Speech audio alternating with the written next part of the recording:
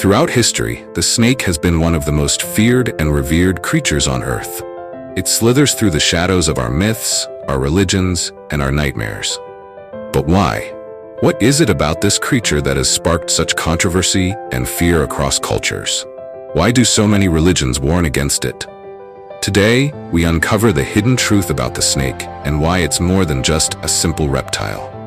Let's start with the most famous snake of all, the one from the Garden of Eden.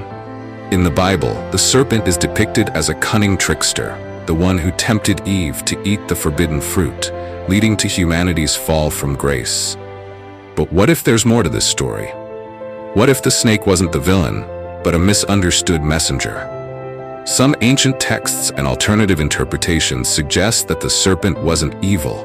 It was a bringer of knowledge. By encouraging Eve to eat the fruit, it gave humanity the gift of awareness, of free will. But this knowledge came at a cost. It made us question, it made us doubt, and it made us dangerous to those in power. Could it be that the snake was punished not for its deceit, but for revealing the truth? Interestingly, not all religions see the snake as evil. In Hinduism, the snake is a symbol of power, transformation, and kundalini energy, the divine force within us. In ancient Egypt, the cobra represented protection and royalty. And in Mesoamerican cultures, the feathered serpent Quetzalcoatl was a god of wisdom and creation. So why the divide? Why do some religions worship the snake while others condemn it? Here's where it gets even more intriguing. Some scholars believe that the snake's demonization in certain religions was a deliberate act, a way to suppress ancient wisdom and control the masses.